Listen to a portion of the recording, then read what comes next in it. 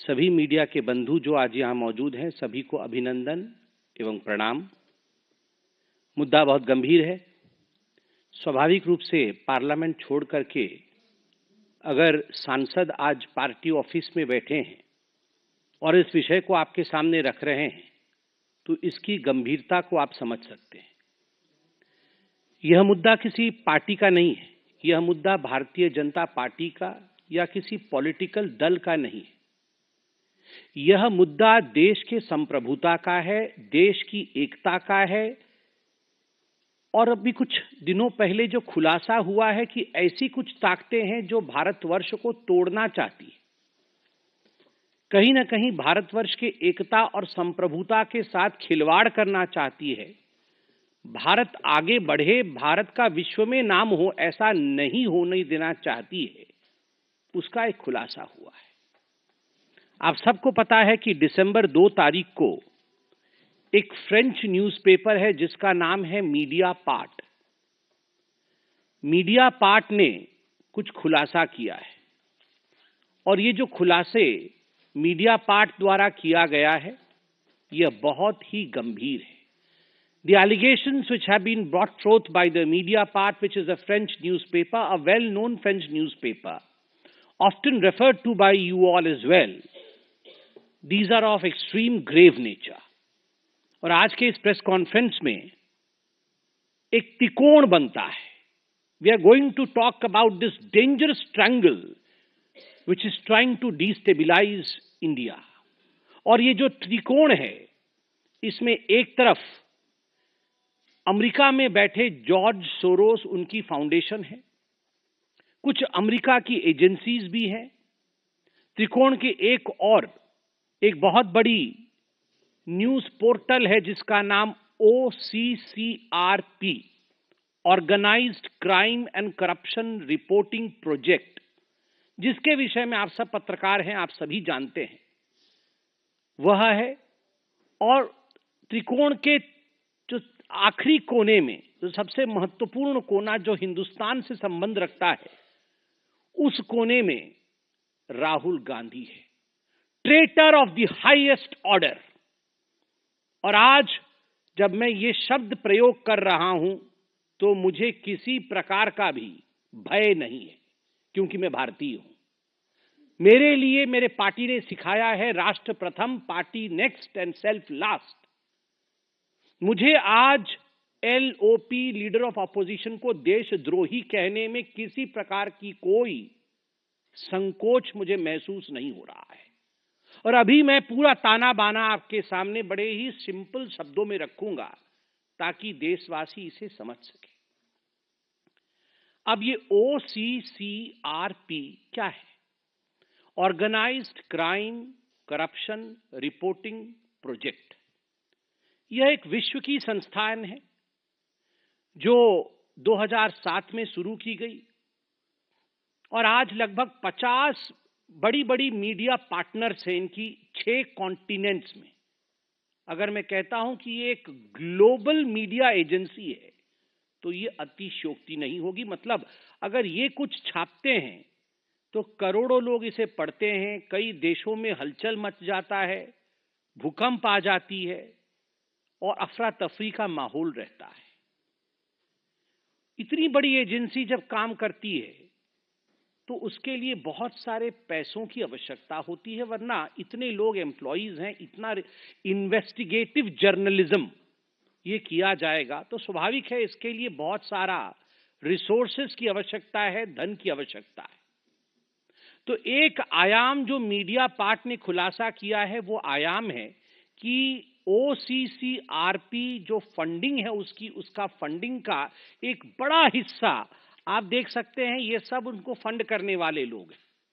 उसका एक बड़ा हिस्सा आप देख सकते हैं ओपन सोसाइटी फाउंडेशन, यहां पर लिखा हुआ है ओपन सोसाइटी फाउंडेशन, यह एक बड़ा हिस्सा है। बाकी यूएस की बहुत सारी ऐसी संस्थाएं हैं, कुछ गवर्नमेंट एजेंसीज भी हैं जो OCCRP को फंडिंग करती है। अब ये जो ओपन सोसाइटी फाउंडेशन है ये किसका है? आपने कई बार इसका नाम सुना है, जॉर्ज सोरोस। ये जॉर्ज सोरोस का है, अर्थात जॉर्ज सोरोस ओसीसीआरपी का एक बहुत बड़ा फंडर है, उसको बहुत पैसा देता है। और मीडिया पार्ट जो फ्रांस का न्यूज़पेपर है वो कहती है कि हम तो सोचते थे कि ओसीसीआरपी एक इंडिपेंडेंट एजेंसी है, जैसे कि मीडिया एजेंसी को होना चाहिए, मगर अगर 70% पैसा उसका किसी एक सोर्स से आता है तो स्वाभाविक है वो तटस्थ नहीं रह सकता है, वो तटस्थ नहीं रह सकता है, न्यूट्रल नहीं रह सकता है। जो पैसा देता है उसके इंटरेस्ट में, उसके हक में वो बात करेगा। तो ओसीसीआरपी किसके हक में बात करता है? जॉर्ज सोरोस और डीप स्टेट।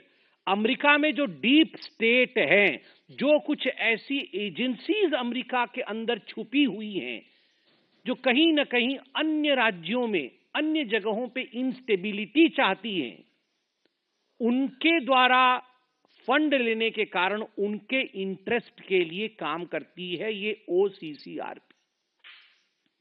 अब हम आते हैं इसके सबसे महत्वपूर्ण कोण की तरफ, राहुल गांधी। आज मैं राहुल गांधी का कोई मजाक नहीं बनाऊंगा, क्योंकि ये मजाक का विषय नहीं है। This is serious business. A member of parliament of India, the leader of opposition of India, when he tries to betray his own motherland, जब भारत का लीडर ऑफ ऑपोजिशन खुद अपने देश के साथ द्रोह कर रहा हो, तो स्वाभाविक रूप से यह एक बहुत सीरियस विषय है। कैसे द्रोह कर रहा है? क्या मैं हवा में बात कर रहा हूं? नहीं, एक एक करके मैं आपके पास कुछ केसेस रखूंगा जिससे स्पष्टता आएगी। आप याद करिए, जुलाई 1 2021, ये जुलाई 1 2021 का समय बड़ा खराब समय था। पूरे विश्व में कोविड की महामारी चल रही थी और उस समय थैंक्स टू प्रधानमंत्री नरेंद्र मोदी, भारत ने अपना 2 वैक्सीन भी डेवलप किया था। वैक्सीन मैत्री चल रही थी, उनमें से एक वैक्सीन कोवैक्सीन था। कई कंट्रीज ने ऑर्डर प्लेस किए थे कि हमें कोवैक्सीन का स्टॉक चाहिए।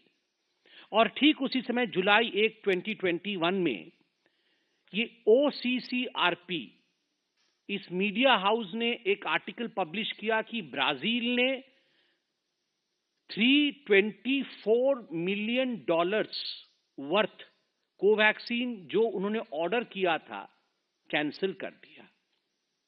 इससे भारत के छवि को धूमिल करने की कोशिश की गई, क्योंकि आप जानते हैं वैक्सीन का मार्केट एक बहुत बड़ा प्रॉफिटेबल मार्केट, कई लोग, विश्व में कई लोग बनाते हैं।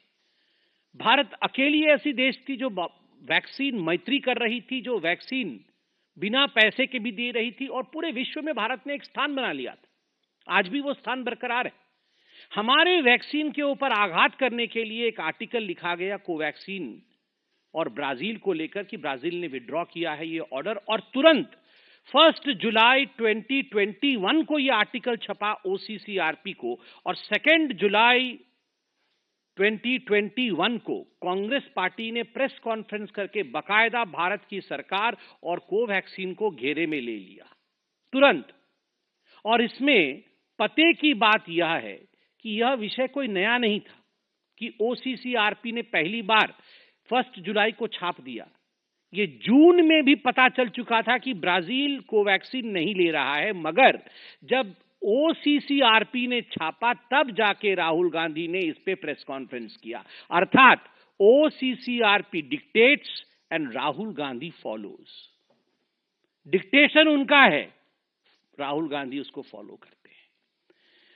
दूसरी बात, आप याद करिए, ये ओसीसीआरपी ने लगातार भारत के जो टॉप इंडस्ट्रियलिस्ट हाउस हैं, उद्योगपति, जो बड़े उद्योगपति हैं, उनके ऊपर, जिसको अंग्रेजी में कहा जाता है हिट जॉब, बार बार उनके ऊपर आघात करना, कुछ ऐसे रिपोर्ट प्रस्तुत करना मानो ये बहुत फर्जीवाड़ा चल रहा है। भारत के उद्योगपति, भारत के इंडस्ट्रियलिस्ट, इनमें बिल्कुल भी सच्चाई नहीं है। और इसके पीछे का मकसद रहा कि भारत के अर्थव्यवस्था को किस प्रकार से डगमगा देना है, to bring an earthquake in the markets of India, to tank the markets of India, shares of India, Indian market. Bharat के मार्केट में शेयर्स की वैल्यू कैसे गिर जाए, आम हिंदुस्तान का व्यक्ति जिन्होंने इन शेयर्स में पैसे लगाए थे वो कमजोर पड़ जाए, सरकार के विरोध वो आवाज उठाए और रेजीम चेंज हो जाए, इस मकसद से हमारे उद्योगपतियों पर ओसीसीआरपी ने अटैक किया। और आप क्रोनोलॉजी देखिए, जब जब ऐसी ऐसी रिपोर्ट आई तब तब राहुल गांधी ने प्रेस कॉन्फ्रेंस करके देश के अंदर एक, हम तो पहले इंडस्ट्रियल रिवॉल्यूशन की बात करते थे, यहां पर डी इंडस्ट्रियलाइजेशन की बात होने लगी कि भारत का कोई भी इंडस्ट्रियलिस्ट ठीक नहीं है, इनको हटाना चाहिए। 18 जुलाई 2021 ओसीसीआरपी ने, आपको याद दिला दूं, आप सबकी मेमोरी तो बहुत शार्प है, हमसे भी शार्प है, because you all report and we follow you, you are the fourth pillar of democracy. 18 जुलाई 2021 को पेगासस रिपोर्ट आया, ओसीसीआरपी ने इसे पहले उजागर किया और 19 जुलाई 2021 को राहुल गांधी इसी रिपोर्ट के आधार पर पेगासस को लेकर प्रेस कॉन्फ्रेंस करते। वो हाहाकार, वो सदन का नहीं चलना, wash out of the parliament, और ये सारा कुछ पार्लियामेंट में सदन चलने से पहले ये सारे रिपोर्ट्स आते थे and they used to be a complete wash out of the parliament. Parliament के सदन बंद हो जाते थे, स्थगन होता था, और आज भी आप देख रहे हैं किस प्रकार की परिस्थिति पार्लियामेंट में। और इस पेगासस की रिपोर्ट को लेकर एक हवा खड़ा किया गया और फाइनली 26 अगस्त 2022 को सर्वोच्च न्यायालय, सुप्रीम कोर्ट ऑफ इंडिया ने इसे खारिज किया कि ऐसा कोई पेगासस वाला विषय नहीं है। तो आप सोचिए, जुलाई 2022 ओसीसीआरपी ने क्लेम किया, उस समय जुलाई 2022 में आपको याद होगा नेशनल हेराल्ड की केस में मां बेटे दोनों जो बेल पे बाहर थे, दोनों की पूछताछ ईडी कर रही थी। कुछ घंटों के लिए उनको बुलाया गया था, ईडी की पूछताछ की गई थी, वो सब आर्टिकल भी मैं लेके आया हूं। तो उस समय, जिस समय ये पूछताछ चल रही थी, तो ओसीसीआरपी ने यह आर्टिकल छापा और आर्टिकल में लिखा कि ये राहुल गांधी जी के खिलाफ जो नेशनल हेराल्ड केस में प्रोसीडिंग्स, लीगल प्रोसीडिंग्स चल रही हैं, ये सब पॉलिटिकली मोटिवेटेड है, इनके पीछे कोई सच्चाई नहीं। तुम सुप्रीम कोर्ट हो, are you the supreme court of India? आप क्या जानते हैं नेशनल हेराल्ड केस के बारे में? मां बेटे ने 5,000 करोड़ रुपए कैसे गबन किया, इन्होंने इन्वेस्टिगेटिव जर्नलिज्म कर लिया अमेरिका में बैठे बैठे और कह दिया कि ये लीगल प्रोसीडिंग जो है ये बिल्कुल पॉलिटिकली मोटिवेटेड है और इससे पूरे देश में, भारतवर्ष में अफरा तफरी का माहौल है। लोग सड़क पर उतर गए हैं गांधी परिवार के पक्ष में, कोई सड़क पर नहीं उतरा था, कोई सड़क पर नहीं उतरा था और बोल रहे थे देश में अफरा तफरी का माहौल है। झूठा रिपोर्ट ये आपके सामने, और इसके आधार पर कांग्रेस आगे बढ़ रही थी। मैं पूछना चाहता हूं कि ये ओसीसीआरपी राहुल गांधी के बचाव में आर्टिकल क्यों छाप रही थी? क्योंकि अगर ओसीसीआरपी को हानि होती है तो राहुल क्राइज, अगर राहुल रोते हैं तो ओसीसीआरपी को दर्द होता है। ये दो बदन हैं, आत्मा एक है। ये ओसीसीआरपी और राहुल गांधी दो बदन हैं, आत्मा एक है। वैसे तो बदन दो और एक वाला विषय तो जॉर्ज सोरोस के साथ है, ऑर्गेनाइजेशन आत्मा है। जॉर्ज सोरोस और राहुल गांधी ये एक ही हैं। राहुल ही जॉर्ज है, राहुल ही जॉर्ज है, और जॉर्ज का एजेंडा ही राहुल का एजेंडा है। जो सोरोस चाहता है वही राहुल चाहते हैं। सोरोस भारत का अमंगल चाहता है, अहित चाहता है। राहुल गांधी भी भारतवर्ष का अमंगल और अहित चाहते हैं। ये जुलाई 2022 का। अब आते हैं सबसे महत्वपूर्ण विषय, वो विषय है कि आखिरकार हमने ये क्यों कहा कि जो आखिरी कोण है राहुल गांधी और ये जॉर्ज सोरोस एक है। कैसे प्रूव होता है? केवल कहने से तो नहीं होगा। तो हम आज साइंटिफिक एविडेंसेस लेके आए हैं। I have come with evidences. पहला एविडेंस याद है ना, वो राहुल गांधी जिस सोच रहे थे कि वो क्या, भारत तोड़ो यात्रा, हाँ जोड़ो, अच्छा ठीक है, वो जो भारत तोड़ो यात्रा उन्होंने किया था, जोड़ो यात्रा, वो सोच रहे थे वो यात्रा करने से वो पूरा सब जीत जाएंगे, लोकसभा जीत जाएंगे, हरियाणा जीत जाएंगे, महाराष्ट्र जीत जाएंगे, सब कुछ जीत जाएंगे। अब लोग भी जानते हैं कि ये तोड़ने के लिए निकले थे, तभी इनका ये हर्ष हुआ है। तो ये जो भारत जोड़ो यात्रा इन्होंने निकाली थी, उसमें सलील शेट्टी एक दिन आए थे इनके साथ घूमने के लिए। सलील शेट्टी, सलील शेट्टी कौन है? ये वाइस प्रेसिडेंट है, सोरोस के फाउंडेशन का वाइस प्रेसिडेंट है। अब मैं आपको जो तस्वीर दिखा रहा हूं सलील शेट्टी का, ये आप सलील शेट्टी देख सकते हैं, ये राहुल गांधी देख सकते हैं, और ये इनका भारत तोड़ो यात्रा चल रहा है, उसमें वो आए हुए हैं, सलील शेट्टी। और सलील शेट्टी वाइस प्रेसिडेंट है अपने ऑर्गेनाइजेशन, उसका ऑर्गेनाइजेशन जो open society foundation George Soros का है। मैं उनके वेबसाइट से भी निकाल के लाया हूं, आप देख सकते हैं।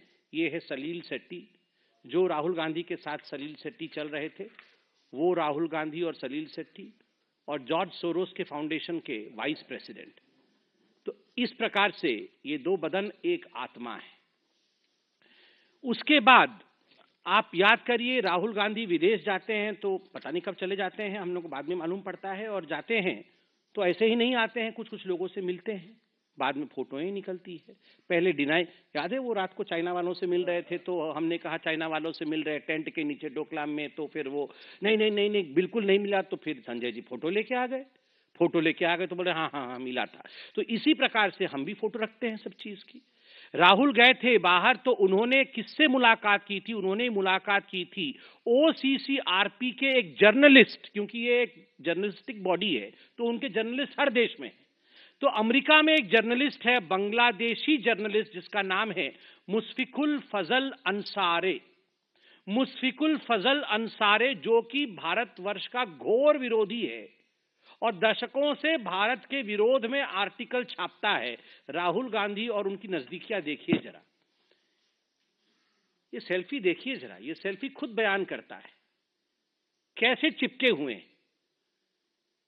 जहां देश का अहित, वहीं राहुल चिपक जाते हैं। ये जो अंसारी है, ये बांग्लादेश का रिपोर्टर है, आप देख सकते हैं कैसे गौर से वो राहुल जी की बातों को सुन रहा है। कुछ देश के खिलाफ ही राहुल जी बोल रहे होंगे, तभी जाकर ये इतने गौर से सुन रहा है। और उसके बाद सेल्फी देखिए, all the anti Indians, all those who hate India love Rahul. क्यों?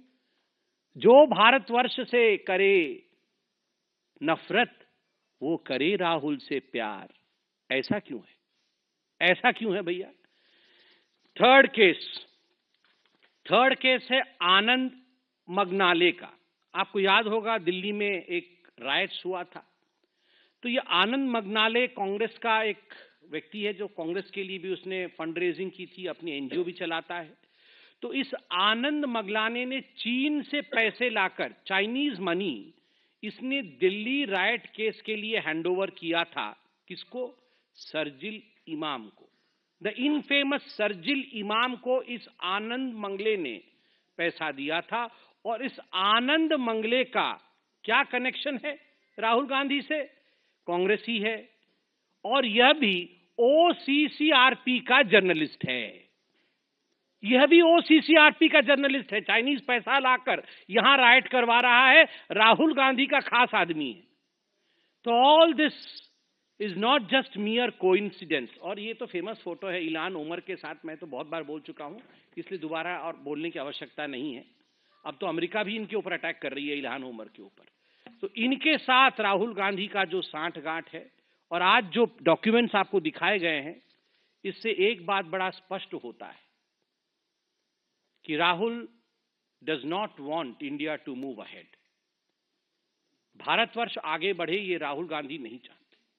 भारत का संसद चले, ये राहुल नहीं चाहते। संसद से पहले कोई ना कोई अंतर्राष्ट्रीय पटल पर फर्जी तरीके से कुछ ऐसे विषय लाना जिनको लेकर भारत के सदन चल न सके, हानि हो हिंदुस्तान का, यह प्रयास करना। भारत में उद्योगपति न पनपे, ये राहुल का प्रयास है। भारत में जो शेयर्स, छोटे छोटे शेयर में निवेश करते हैं मार्केट में, वो हिंदुस्तानी पीछे रहें, यह राहुल का प्रयास है। और अंत में इतना ही कहना चाहूंगा शायद आपको अजीब लगेगा मगर मैं सच कह रहा हूं।